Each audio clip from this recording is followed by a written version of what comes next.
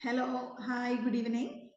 നമുക്ക് നമ്മുടെ 18th and 17th centuries British poetry and drama എന്ന് പറഞ്ഞിട്ടുള്ള ആ ഒരു പേപ്പറാണ് നമ്മൾ ഇന്ന് എടുക്കുന്നത്. ഓക്കെ, അപ്പോൾ കഴിഞ്ഞ ക്ലാസ്സുകളൊക്കെ നിങ്ങൾ കണ്ടിട്ടുണ്ടെന്ന് വിചാരിക്കുന്നു.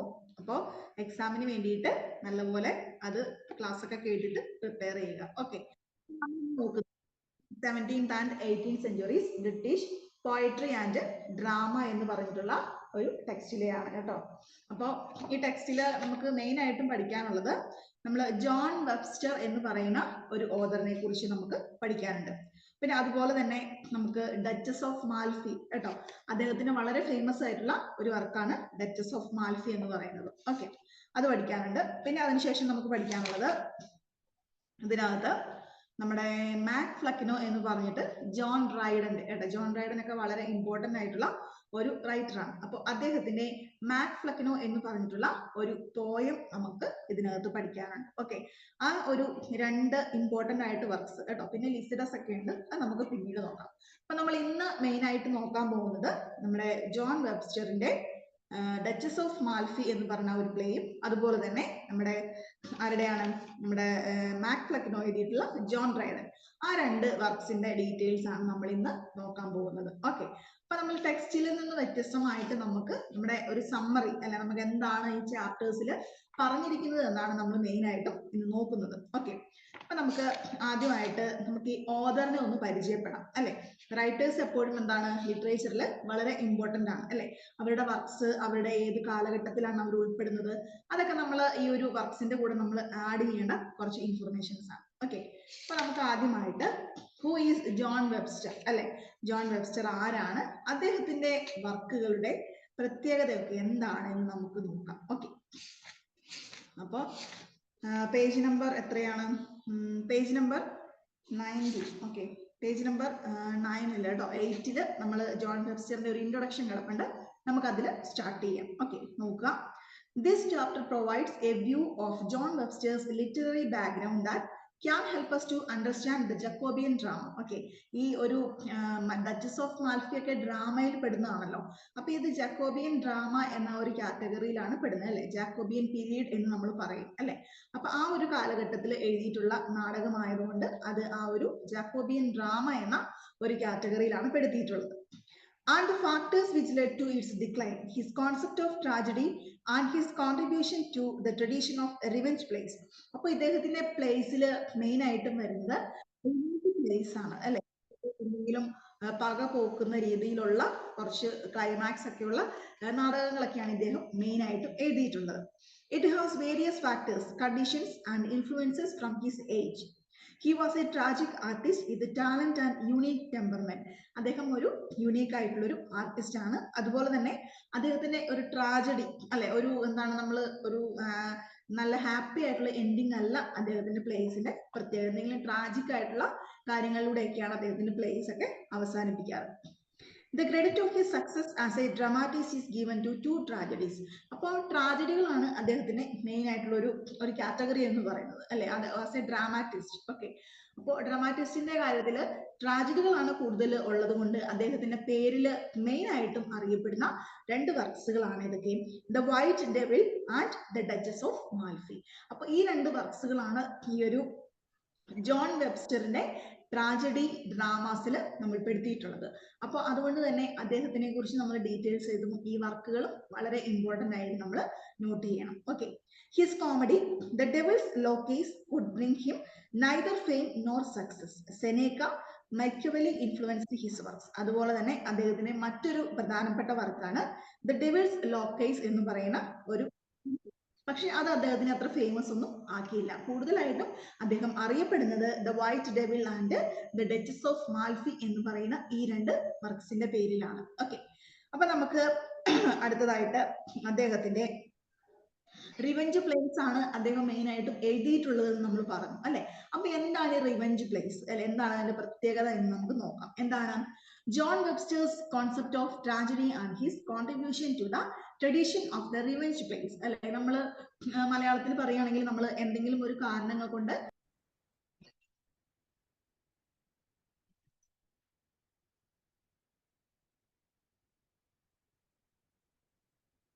എന്തെങ്കിലും കാരണങ്ങൾ കൊണ്ട് നമ്മൾ പോകും അല്ലെ, അങ്ങനെ എന്താണ് അവരെ നശിപ്പിച്ചു കളയുന്ന രീതിയിൽ അല്ലെ, അവരോട് കംപ്ലീറ്റ് ആയിട്ട് റിവെഞ്ച് എടുത്തുകൊണ്ടുള്ള ഒരു ക്ലൈമാക്സുകളാണ് ഈ നാടകങ്ങളുടെ പ്രത്യേകത. അതുകൊണ്ട് അതിനെ റിവെഞ്ച് പ്ലേസ് എന്ന് പറയുന്നത്. Okay, John Webster was A tragic artist who introduce new ideas and believe in his drama. അദ്ദേഹത്തിന്റെ ഡ്രാമാസിൽ പുതിയ ഐഡിയാസും ഒക്കെ അദ്ദേഹം കൊണ്ടുവരാനായിട്ട് ശ്രമിച്ചിട്ടുണ്ട്. The White Devil and the Duchess of Malfi brought him success and recognition. അതുപോലെയുള്ള അദ്ദേഹത്തിന്റെ രണ്ട് ഫേമസ് ആയിട്ടുള്ള ഈ വർക്കുകളാണ് അദ്ദേഹത്തിനെ കൂടുതൽ പ്രശസ്തിയിലേക്ക് ഉയർത്തിയത്. ഈ രണ്ട് വർക്ക്സ് എഴുതിയതിനു ശേഷമാണ് അല്ലെ. ഏതൊക്കെയായിരുന്നു? The White Devil and Duchess of Malfi. അപ്പൊ ഈ രണ്ട് വർക്കുകൾ അദ്ദേഹത്തിന് ഒരുപാട് ഫെയിം അല്ലെ, ഒരുപാട് പേരും പ്രശസ്തിയും സക്സസും ഒക്കെ കൊണ്ടുവന്നിട്ടുള്ള വർക്ക്സ് ആണ്. In his tragedies no divine power. In his tragedies, no divine power is to blame to bring sufferings and death to the victim. It is only some social cause which brings the innocent victim to suffer pains, agonies and horror death. അപ്പോൾ ഈ tragic പ്ലേസിന്റെ പ്രത്യേകത എന്തായിരുന്നു? അദ്ദേഹത്തിന്റെ ട്രാജഡികളിൽ no divine power is to blame to bring sufferings and death to the victim. അതായത് ദൈവികമായ ഒരു കാരണങ്ങൾ കൊണ്ടും അല്ലെങ്കിൽ ദൈവം ഇങ്ങനെ വിധിച്ചു അതുപോലെ വരട്ടെ അങ്ങനെയുള്ള ട്രാജഡീസ് ഒന്നുമല്ല പ്ലേയില് സംഭവിച്ചിട്ടുള്ളത്. മറിച്ച് എങ്ങനെയായിരുന്നു? It is only some social causes അല്ലെ, എന്തെങ്കിലും സാമൂഹികമായിട്ടുള്ള അവരുടെ ഇടയിലുള്ള എന്തെങ്കിലും പ്രശ്നങ്ങൾ കേട്ടോ, അങ്ങനെയുള്ള കാരണങ്ങൾ കൊണ്ടാണ് അവർക്ക് ആ ഒരു ട്രാജിക് ഒരു എൻഡിങ് ഉണ്ടായിട്ടുള്ളത്. Which cause brings the innocent victim to suffer pains, agonies and horror death. അങ്ങനെയുള്ള എന്തെങ്കിലും അവരുടെ ഇടയിലുള്ള തന്നെ എന്തെങ്കിലും പരസ്പരം കൊണ്ടുവരുന്ന എന്തെങ്കിലും പ്രശ്നങ്ങൾ കൊണ്ട് തന്നെയാണ് അവർക്ക് വളരെ ക്രൂരമായിട്ടുള്ള ഒരു മരണവും അല്ലെങ്കിൽ ഹൊറർ ആയിട്ടുള്ള ഒരു ഡെത്ത് ഒക്കെ അതിൽ സംഭവിച്ചിട്ടുള്ളത്. അതാണ് അദ്ദേഹത്തിന്റെ വർക്ക്സിന്റെ പ്രത്യേകത. It is particularly scene in the duchess of മാൽഫി. ഇങ്ങനെയുള്ള കുറച്ച് കാര്യങ്ങളൊക്കെ കൂടുതലായിട്ടും നമുക്ക് കാണാൻ പറ്റുന്ന ഏത് വർക്ക്സിലാണ്? ഡച്ചസ് ഓഫ് മാൽഫി എന്ന് പറയുന്ന ഈ ഒരു വർക്ക്സിലാണ് നമുക്ക് കൂടുതലായിട്ടും കാണാനായിട്ട് പറ്റുക. Bogart clears Webster's views that man's world is full of darkness and mankind is womanish and fearful. അദ്ദേഹത്തിന്റെ അഭിപ്രായത്തിൽ മനുഷ്യരുടെ ലോകം എന്ന് പറയുന്നത് ആകെ ഒരു ഇരുട്ടിലും ഒരു ഭയത്തിലും ഒക്കെ ഉള്ളൊരു ലോകമാണ്. Man's humanity, inhumanity, demolition of man by society, corruption and mean and devilish society rules force man to use flattery word for his own benefits. അതുപോലെ തന്നെ നമ്മൾ മറ്റുള്ളവരെ പുകഴ്ത്തി സംസാരിക്കുക അല്ലെ, ഫ്ലാറ്ററി വേർഡ്സ് അല്ലെ, അങ്ങനെയുള്ള പുകഴ്ത്തി സംസാരിക്കലും അങ്ങനെ പൊക്കിപ്പിടിക്കലുകളും അങ്ങനെയുള്ള കാര്യങ്ങൾ കൊണ്ടാണ് നമുക്ക് നമ്മുടെ ഒരു നേട്ടത്തിന് വേണ്ടിയിട്ട് അങ്ങനെയൊക്കെ ചെയ്താലാണ് ജീവിക്കാൻ പറ്റുള്ളൂ എന്നാണ് നമ്മുടെ ഒരു മനുഷ്യൻ ജീവിക്കുന്ന ഒരു സൊസൈറ്റിയുടെ പ്രത്യേകത. എന്നാൽ morality is the second cause of fear. It can be caused due to disease and destruction. അടുത്തതായിട്ട് മൊറാലിറ്റി അല്ലെ, നമ്മളെ മോറൽ വാല്യൂസ് എന്നൊക്കെ പറയും അല്ലെ, ഓണസ്റ്റി അല്ലെ, അതുപോലെ ട്രൂത്ത്, അങ്ങനെയുള്ള മോറൽ വാല്യൂസ് ഒക്കെ ഉണ്ട് അല്ലെ. അതൊക്കെ എന്താണ്? അതും ഇവിടെ ഡിമോളിഷ് അല്ലെ, തകർന്നുകൊണ്ടിരിക്കുന്ന ഒരു സിറ്റുവേഷൻ ആണ് ഇവിടെ ഉള്ളത്. Characters portrayed by Webster are different from champions. അങ്ങനെ ഇദ്ദേഹത്തിന്റെ ഓരോ ക്യാരക്ടറും മറ്റുള്ളവരിൽ നിന്നും വളരെ വ്യത്യസ്തമായിട്ടാണ് അദ്ദേഹം എഴുതിയിട്ടുള്ളത്. They are not based on the policy of good and evil. They are totally inspired by Senecan and Maxwellian qualities. They are complicated than champions. Webster's characters making methods very different from Shakespeare. അങ്ങനെ മറ്റുള്ള tragic place ഒക്കെ എഴുതിയിട്ടുള്ള ആളുകളാണ് നമ്മുടെ Shakespeare ഒക്കെ അല്ലെ. അദ്ദേഹത്തിന് ട്രാജിക്കും കോമഡീസും അല്ലെങ്കിൽ ഹിസ്റ്ററി പ്ലേസും എല്ലാ തരത്തിലുള്ള വർക്ക്സും അദ്ദേഹത്തിന് എഴുതിയിട്ടുണ്ട്. അപ്പൊ അവരുടെ ഒരു ട്രാജിക് വർക്ക്സും ഒക്കെ എന്താണ് ഇവരുമായിട്ട് കമ്പയർ ചെയ്യുമ്പോൾ, നമ്മുടെ വെബ്സ്റ്ററുമായിട്ട് കമ്പയർ ചെയ്യുമ്പോൾ ഇദ്ദേഹത്തിന്റെ ക്യാരക്ടേഴ്സ് ഒക്കെ വളരെ ഡിഫറൻഷിയേറ്റ് ചെയ്ത് നിൽക്കുന്നതായിട്ട് നമുക്ക് കാണാനായിട്ട് സാധിക്കും. His both great works, The White Devil and The Duchess of Malfi, have no characters that can be categorized as a tragic hero. ഇവിടെ ഈ രണ്ട് പ്ലേസിൽ അല്ലെ അദ്ദേഹത്തിനെ ഫേമസ് ആക്കിയിട്ടുള്ള രണ്ട് പ്ലേസ് ആണ് the White Devil and Duchess of മാൽഫി. അപ്പോൾ ഈ രണ്ട് വർക്ക്സിലും എന്താണ്, അവിടെ ഒരു ട്രാജിക് ഹീറോയിനെ നമുക്ക് മെയിൻ ആയിട്ടും എടുത്തു പറയാനായിട്ട് ഇല്ല എന്നാണ് പറയുന്നത്. Okay, Webster's characters shows the picture of relationship, the effect of his own his characters. അപ്പോൾ അദ്ദേഹത്തിന്റെ ക്യാരക്ടേഴ്സ് എന്താണ് ചിന്തിക്കുന്നത്, അത് അവരുടെ പ്രവൃത്തികളിൽ, അവരുടെ ആ ഒരു ആക്ഷൻസിൽ കറക്റ്റ് ആയിട്ട് കൊണ്ടുവരാനായിട്ടും അദ്ദേഹം ശ്രമിച്ചിട്ടുണ്ട്. But on the other hand, Shakespeare tragedies gave birth to splendid humanity. Champion's characters give the picture of plain and unadorned noble person. Webster's always shows his characters are satirical, rude and moral giving beings. അപ്പോൾ മറ്റുള്ള tragic പ്ലേസിനെയൊക്കെ അപേക്ഷിച്ച് നമ്മുടെ വെബ്സ്റ്ററിന്റെ പ്ലേയില് characters എങ്ങനെയായിരുന്നു, they are very സറ്ററിക്കൽ അല്ലെ, അവര് ആക്ഷേപഹാസ്യത്തിലൂടെയാണ് അവരുടെ കാര്യങ്ങളൊക്കെ അവതരിപ്പിക്കുക അല്ലെ, സറ്ററിക്കൽ ആണ്. അതുപോലെ തന്നെ എന്തുണ്ട്, ദേ ആർ വെരി റൂഡ് അല്ലെ, ഭയങ്കര ക്രൂവൽ ആയിട്ടുള്ള എന്താണ് അവരുടെ ആക്ച്വൽ തോട്ട് ആൻഡ് ആക്ഷൻസ് ഒക്കെ അവരുടെ ഒരു ക്യാരക്ടറിലൂടെ മെയിൻ ആയിട്ടും പുറത്തേക്ക് കൊണ്ടുവരുന്നുണ്ട്. ഓക്കെ, അപ്പൊ അത്രയുമാണ് നമ്മുടെ റിവെഞ്ച് പ്ലേസ് അല്ലെ, വെബ്സ്റ്ററിന്റെ റിവെഞ്ച് പ്ലേസിന്റെ പ്രത്യേകത, അദ്ദേഹത്തിന് ആ ഒരു പ്ലേസിന്റെ പ്രത്യേകതയായിട്ട് ഇവിടെ പറഞ്ഞിട്ടുള്ളത്. ഇനി അടുത്തായിട്ട് നോക്കിക്കേ, ഇവിടെ അദ്ദേഹത്തിന്റെ കുറച്ച് വർക്കുകളെ പറ്റി നമ്മൾ ഒന്ന് നോട്ട് ചെയ്യണം കേട്ടോ. അദ്ദേഹത്തിന്റെ പ്രധാനപ്പെട്ട വർക്ക്സ് ഏതൊക്കെയാണെന്ന് നമ്മളൊന്ന് നോട്ട് ചെയ്യുക. ഓക്കെ, അത് ഏതൊക്കെ വർക്ക്സ് ആണെന്ന് പിന്നെ പറയാം കേട്ടോ. അപ്പൊ നമുക്ക് ആദ്യമായിട്ട് ദ വൈറ്റ് ഡെവിളും ഡച്ചസ് ഓഫ് മാൽഫി നമ്മൾ നോക്കി കേട്ടോ. പിന്നെ അദ്ദേഹത്തിന്റെ വർക്ക്സിന്റെ പ്രത്യേകത എന്തായിരുന്നു, ട്രാജിക് അല്ലെ, ട്രാജിക് ആയിട്ടുള്ള ട്രാജിക് പ്ലേസ് ആണ് അദ്ദേഹം കൂടുതലായിട്ടും എഴുതിയിട്ടുള്ളത്. അതുപോലെ റിവെഞ്ച് പ്ലേസ് ആണ് അദ്ദേഹത്തിന്റെ ഡ്രാമാസിന്റെ പ്രത്യേകത, അതിന്റെ ക്യാരക്ടേഴ്സിന്റെ പ്രത്യേകതയൊക്കെ നമ്മൾ ആ ഒരു സെക്ഷനിൽ നമ്മൾ അതിന്റെ കൂടെ എഴുതി പോകണം കേട്ടോ. The characters were neither new or impressive. Certain characters were repeated again. ഇതിനകത്ത് കുറേ അധികം ക്യാരക്ടേഴ്സും അദ്ദേഹത്തിന്റെ പ്ലേസിന്റെ ഒരു ഇമ്പോർട്ടന്റ് ആണ് കേട്ടോ. അതും നമ്മൾ എന്താണ്, ഒരു ക്യാരക്ടർ അല്ല, പല രീതിയിൽ അല്ലെ, നമുക്ക് ഭയങ്കര കൺഫ്യൂഷൻ ഉണ്ടാക്കുന്ന രീതിയിലുള്ള ഒരുപാട് ക്യാരക്ടേഴ്സ് ആ ഒരു പ്ലേയിൽ വന്നു പോകുന്നുണ്ട്. They are missing life and reality. The main characters of Elizabethan drama are repeated and carried excessively. അതുപോലെ തന്നെ എലിസബത്തൻ ഡ്രാമ ആ പീരീഡിൽ അല്ലെ, ആ സമയത്തുണ്ടായിരുന്ന ഡ്രാമാസിലൊക്കെ പോലെ ആ റിപ്പീറ്റഡ് ആൻഡ് ക്യാരിഡ് എക്സസീവ്ലി, ഇവിടെയും അതുപോലെയുള്ള ക്യാരക്ടേഴ്സ് നമുക്ക് മെയിൻ ആയിട്ടും കാണാനായിട്ട് സാധിക്കുന്നുണ്ട്. ഓക്കെ, അപ്പൊ അത്രയുമാണ് നമ്മുടെ ഒരു ജക്കോബിയൻ പീരീഡിൽ നമ്മുടെ ജോൺ വെബ്സ്റ്റർ എഴുതിയിട്ടുള്ള റിവെഞ്ച് പ്ലേസ് എന്നതിനെ കുറിച്ച് നമുക്കൊരു ഇൻട്രൊഡക്ഷൻ ആയിട്ട് പറയാനുള്ളത് കേട്ടോ.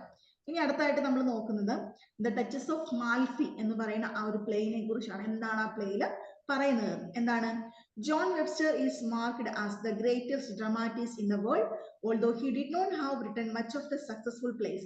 അപ്പൊ ഈ വെബ്സ്റ്റർ എന്ന് പറഞ്ഞിട്ടുണ്ടെങ്കിൽ ഒരുപാട് എന്താണ് സക്സസ്ഫുൾ ആയിട്ടുള്ള പ്ലേ ഒന്നും എഴുതിയിട്ടില്ലാത്ത ഒരാളാണ് കേട്ടോ. അദ്ദേഹത്തിന്റെ പേരിൽ അങ്ങനെ ഒരുപാട് പ്ലേസ് ഒന്നും ഇല്ല, പക്ഷെ അദ്ദേഹത്തിന് ഫേമസ് ആക്കിയത് ഈ ഡച്ചസ് ഓഫ് മാൽഫി എന്ന് പറയുന്ന വർക്ക്സ് ആണ്. It is sad and surprising that nobody knows when he was born and when he has completed such a great work of time. അപ്പോൾ അദ്ദേഹം എപ്പോഴാണ് ജനിച്ചത്, അല്ലെങ്കിൽ അദ്ദേഹത്തിന്റെ വർക്കുകൾ എപ്പോഴാണ് വന്നതെന്നോ, അല്ലെങ്കിൽ അദ്ദേഹം ഇത്രയധികം ഫേമസ് ആയിട്ടുള്ള വർക്ക്സ് കംപ്ലീറ്റ് ആക്കി എന്നൊന്നും ആരും പറഞ്ഞിട്ടില്ല. അതായത് അദ്ദേഹത്തിന് അത്ര പോപ്പുലാരിറ്റി ഒന്നും ആ സമയത്ത് കിട്ടിയിരുന്നില്ല, അങ്ങനെ ഒരു റൈറ്റർ ഉണ്ടെന്ന് തന്നെ അധികം ആരും അറിഞ്ഞിട്ടില്ല. These dates are finalized on the basis of few available evidence and facts.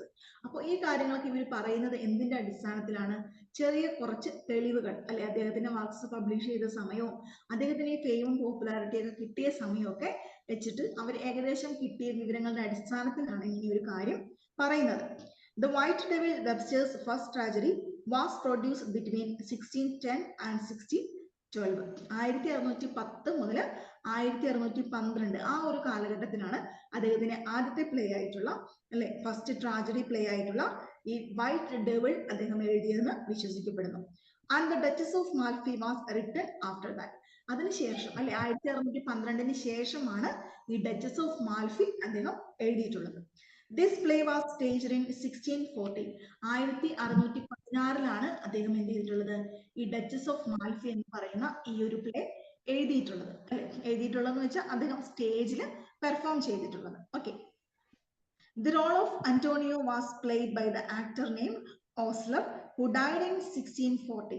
ഇവിടെ നമ്മുടെ ഈ ഡച്ചസ് ഓഫ് മാൽഫിയിൽ വളരെ ഇമ്പോർട്ടന്റ് ആയിട്ടുള്ള ഒരു ക്യാരക്ടറാണ് നമ്മുടെ അന്റോണിയോ എന്ന് പറയുന്നത് കേട്ടോ. ഈ മാൽഫിയുടെ എന്താണ് നമ്മുടെ ഡച്ചസ് അല്ലെ, മാൽഫിയിലെ ഡച്ചസ് ആയിട്ടുള്ള അവരുടെ ഒരു ലവർ എന്ന് പറയാം അല്ലെ. അപ്പൊ ഈ അന്റോണിയോയിലെ ആ ഒരു ക്യാരക്ടറിനെ നമ്മുടെ ഡച്ചസ് ഓഫ് മാൽഫി എന്ന പ്ലേയിൽ അവതരിപ്പിച്ചിരുന്നത് ഓസ്ലർ എന്ന് പറയുന്ന ഒരു ആക്ടറാണ്. അദ്ദേഹം 1614 മരിക്കുന്നത്. So this can be taken as A evidence that the duchess of മാൽഫി was written between 1612 and 1614. അതിന്റെ അടിസ്ഥാനത്തിലാണ് അല്ലെ, അതിനകത്ത് അഭിനയിച്ച ആ ഒരു ആക്ടർ 1614 മരിക്കുന്നത്. അപ്പോൾ ആ ഒരു ബേസിലാണ് ഇവർ പറയുന്നത് ഇവരുടെ പ്ലേ ആദ്യമായിട്ട് സ്റ്റേജിൽ പെർഫോം ചെയ്തതും ആ വർഷം തന്നെയാണ്. മുമ്പൊന്നും അങ്ങനെ ഒരു പ്ലേനെ കുറിച്ചൊന്നും അവർ കേട്ടിട്ടില്ല. It was printed in 1623 ക്വാർട്ടോ 4. അങ്ങനെ 1623 ഇത് ബുക്സ് ആയിട്ട് പബ്ലിഷ് ചെയ്യപ്പെടുന്നത്. The greatest work of Webster's, The White Devil and the Duchess of Malfi, got success in the age of the decline of the English drama. അപ്പോൾ നമ്മുടെ ഈ ഒരു white ഡെവിളും അതുപോലെ തന്നെ ഈ ഡച്ചസ് ഓഫ് മാൽഫി ഒക്കെ എങ്ങനെയായിരുന്നു അതിന്റെ ഒരു ഒരു സക്സസ്, അതിന്റെ ഒരു വിജയം എന്ന് പറയുന്നത് in the age of the decline of the English drama. English drama തകർന്ന് അല്ലെങ്കിൽ അതിനത്ര പോപ്പുലാരിറ്റി ഒന്നും കിട്ടാതെ അല്ലെ, നമ്മൾ സിനിമകളൊക്കെ പരാജയപ്പെടുമ്പോൾ ഒരു സിനിമ നല്ലത് വന്നിട്ടുണ്ടെങ്കിൽ എന്തായിരിക്കും, അത് വൈഡ്ലി അക്സെപ്റ്റഡ് ആവും അല്ലെ. അതുപോലെ തന്നെയായിരുന്നു ഈ നോവൽസിന്റെയും കാര്യം കേട്ടോ, ഈ പ്ലേസിന്റെയും കാര്യം. അപ്പൊ ഇംഗ്ലീഷ് ഡ്രാമയൊക്കെ അങ്ങനെ തകർന്ന് അത്ര നല്ല പ്ലേസ് ഒന്നും പുറത്തൊന്നും വരാതെ ഇങ്ങനെ ഇരിക്കുന്ന സമയത്താണ് ഈ വെബ്സ്റ്ററിന്റെ ഈ വൈറ്റ് ഡെവിളും ഡച്ചസ് ഓഫ് മാൽഫി ഒക്കെ പുറത്തു വരുന്നത്. Though these plays and other dramas have flows too. അതുകൊണ്ട് തന്നെ ഇതിനെന്തായിരുന്നു, നല്ല രീതിയിൽ ഇതിന് അക്സെപ്റ്റൻസ് കിട്ടി ആളുകളുടെ അടുത്ത് നിന്ന്. It is because after Shakespeare there was no genius who could continue the legacy of him in drama in the Elizabethan age. അപ്പൊ നമ്മുടെ വില്യം ഷേക്സ്പിയറിന് ശേഷം അദ്ദേഹത്തിനെ പോലെ അത്ര ഭയങ്കര എഫിഷ്യന്റ് ആയിട്ട് അല്ലെങ്കിൽ വളരെ റിനൗണ്ട് ആയിട്ടുള്ള ഒരു പ്ലേ റൈറ്റ് ഒന്നും ആ സമയത്ത് ഉണ്ടായിരുന്നില്ല.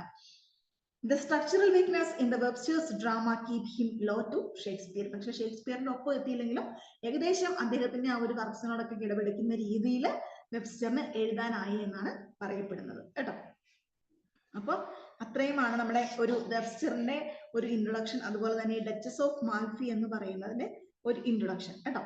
ഇനി നമുക്ക് അടുത്തതായിട്ട് ഡച്ചസ് ഓഫ് മാൽഫിയുടെ ഒരു സ്റ്റോറി, അല്ലാതാണ് നമുക്ക് മെയിൻ ആയിട്ടും അറിയേണ്ടത് എന്താണ് ഇതിന്റെ കഥ എന്ന് നമുക്കൊന്ന് നോക്കാം കേട്ടോ. അപ്പൊ നിങ്ങൾ ടെക്സ്റ്റിലുള്ളത് നിങ്ങൾ വായിക്കാൻ നിന്നിട്ടുണ്ടെങ്കിൽ നമുക്ക് പെട്ടെന്നൊന്നും തീരൊന്നുമില്ല. അതുകൊണ്ട് നമുക്ക് ഒരു സമ്മറി പോലെ, അല്ലെ നമുക്ക് സ്റ്റോറി എന്താണെന്ന് അറിയണമല്ലോ, അതിനുശേഷം നമുക്ക് അതിന്റെ തീംസ് ഒക്കെ ഒന്ന് ഡിസ്കസ് ചെയ്താൽ മതിയാവും കേട്ടോ. അപ്പൊ ഇതിന്റെ സ്റ്റോറി നമുക്ക് നോക്കുകയാണെങ്കിൽ ഇത് ഞാൻ ഒരു സൈറ്റിൽ നിന്ന് എടുത്തിട്ടുള്ള ഒരു നോട്ടാണ് കേട്ടോ ഞാനിപ്പോ പറയുന്നത്. അപ്പൊ നിങ്ങളുടെ അടുത്ത് ഇത് ഉണ്ടാവില്ല. അപ്പൊ ഞാൻ എന്താണ് ഇതിന്റെ സമ്മറി എന്ന് നമുക്ക് നോക്കാം കേട്ടോ.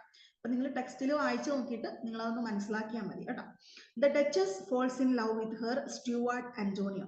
അപ്പൊ നമ്മൾ ഈ മെയിൻ ആയിട്ടും ഡച്ചസ് ഓഫ് മാൽഫി എന്ന ടൈറ്റിൽ പോലെ തന്നെ ഇവിടുത്തെ ഡച്ചസ് അല്ലെ, ആ ഡച്ചസിന് എന്താണ്, falls in love with her steward Antonio. അവിടുത്തെ ഒരു സേനാധിപനായിട്ടുള്ള അന്റോണിയോമായിട്ട് ഈ ഡച്ചസ് എന്ന് വെച്ചാൽ രാജകുമാരി നമുക്ക് പറയാം അല്ലെ. അപ്പൊ ആ ഡച്ചസ് എന്ത് ചെയ്യുന്നു, അവര് പ്രണയത്തിലാവുകയാണ്.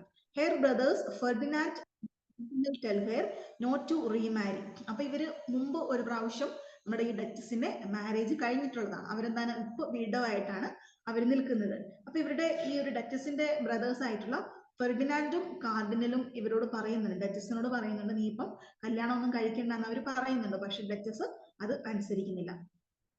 She agrees and they leave for Rome. എന്നിട്ട് എന്ത് ചെയ്യുന്നു, അപ്പൊ അവള് ശരി ഞാൻ കല്യാണം ഒന്നും കഴിക്കുന്നില്ല എന്നൊക്കെ പറഞ്ഞ് അവരെ സമ്മതിപ്പിച്ചിട്ട് അവര് തിരിച്ച് റോമിലേക്ക് തിരിച്ചു പോവുകയാണ് ചെയ്യുന്നത്. But they didn't trust their sister and hire a servant Bosola to spy on her. പക്ഷെ ഈ ബ്രദേഴ്സിന് എന്താണ്, അവളെ വിശ്വാസം വരുന്നില്ല അല്ലെ. ഈ അന്റോണിയുമായിട്ട് ഭയങ്കരമായിട്ടുള്ള സ്നേഹത്തിലാണ് ഈ ബ്രദേഴ്സിന് അറിയാം. അപ്പൊ നീ ഇപ്പൊ കല്യാണം ഒന്നും കഴിക്കേണ്ട ആവശ്യമില്ല, നീ ഇങ്ങനെ തന്നെ നിൽക്ക് അല്ലെ. ഒരു പ്രാവശ്യം കല്യാണം കഴിഞ്ഞിട്ട് വീടോ ആയിട്ടുള്ള സ്ത്രീയാണ്, അപ്പൊ ഉടനെ ഒരു കല്യാണം വേണ്ട എന്ന് ബ്രദേഴ്സ് പറയുന്നുണ്ട്. അപ്പൊ ഇവളെന്തായാലും ഇത് അനുസരിക്കില്ല എന്ന് ഇവർക്ക് ഒരു തോന്നൽ തോന്നി. അതുകൊണ്ട് ഇവർ എന്ത് ചെയ്യുന്നുണ്ട്, ഇവരുടെ ഒരു സ്പൈ വർക്കർ അല്ലെ, അതൊരു ചാരപ്രവർത്തനത്തിന് വേണ്ടിയിട്ട് ഇവൾ എന്തൊക്കെ ചെയ്യുന്നു, എവിടെയൊക്കെ പോകുന്നു എന്നൊക്കെ അറിയുന്നതിന് വേണ്ടിയിട്ട് ഇവർ ആരെ നിർത്തുന്നു, ബൊസോള എന്ന് പറയുന്ന ഒരു സ്പൈ വർക്കറിനെ, ഒരു ചാരനെ ആര് നിർത്തുന്നുണ്ട്, നമ്മുടെ ഈ ഒരു ഡച്ചസിന്റെ സഹോദരങ്ങള് ഈ ഒരു ഡച്ചസിന്റെ കൂടെ നിർത്തുന്നുണ്ട്.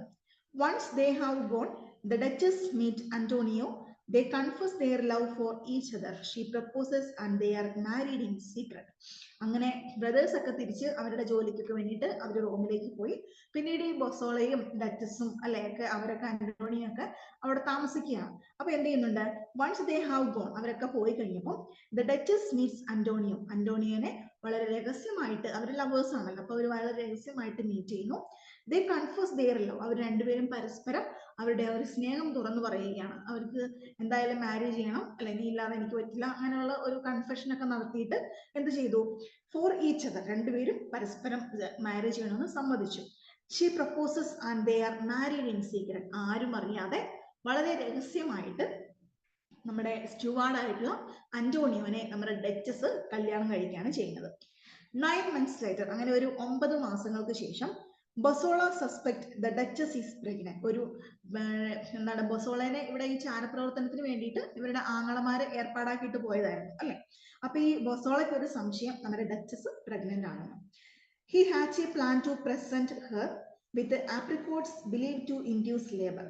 അപ്പോൾ നമ്മുടെ ഈ ഒരു ഡച്ചസിന് ഈ ആപ്രിക്കോട്ട് കൊണ്ട് കൊടുക്കുകയാണ് കേട്ടോ, അതായത് നമ്മുടെ ഈ ലേബർ അല്ലെ, നമ്മുടെ ഈ പ്രഗ്നൻസി ഒന്ന് കളയാൻ വേണ്ടിയിട്ട് ഉള്ള രീതിയിൽ കൊണ്ട് കൊടുക്കുകയാണ്.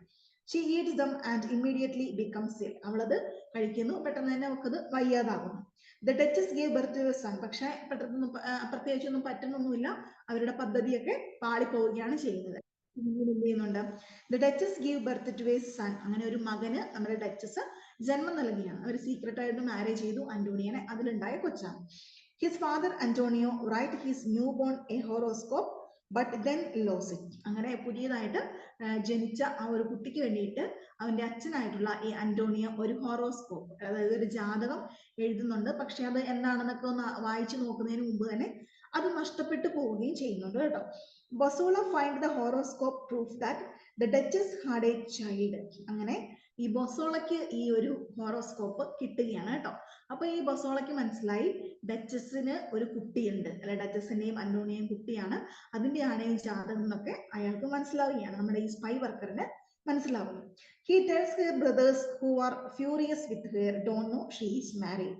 അപ്പോ ഇയാൾ ചെന്നിട്ട് എന്ത് ചെയ്യും, നമ്മുടെ ബൊസോള ചെന്നിട്ട് ഈ ബ്രദേഴ്സിനോട് പറയും, ഇങ്ങനെ ഒരു സംഭവം ഉണ്ടായിട്ടുണ്ട്, ഇങ്ങനെ ഒരെണ്ണം കിട്ടി, അത് നമ്മുടെ ഡച്ചസിന്റെ കുട്ടിയുടെയാണ്, പക്ഷെ അവള് മാരി ചെയ്ത കാര്യം ഇവരോട് പറയുന്നില്ല, ഇവര് അറിയുന്നുമില്ല.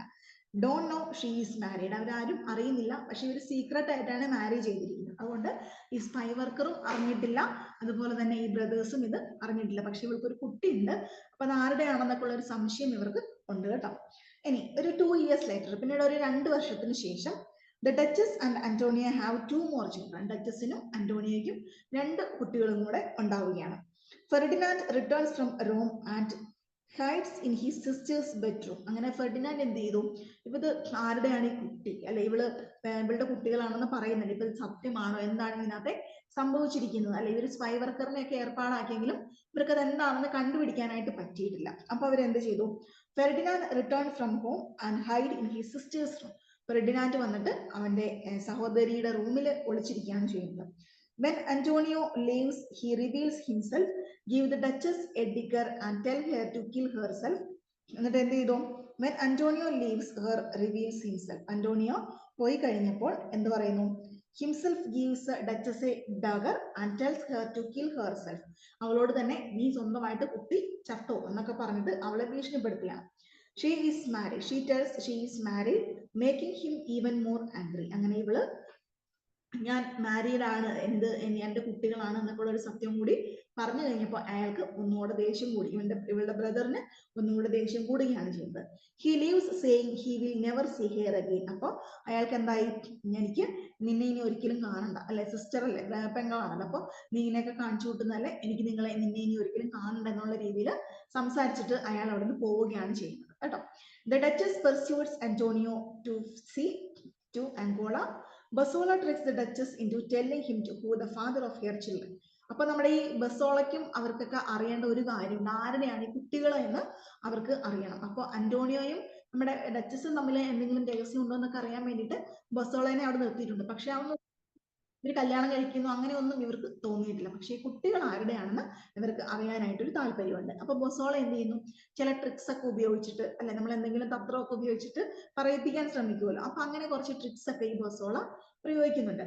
Who the father of her children, ഇതിന്റെ കുട്ടികളുടെ അച്ഛൻ ആരാണെന്ന് പറയിപ്പിക്കാൻ വേണ്ടി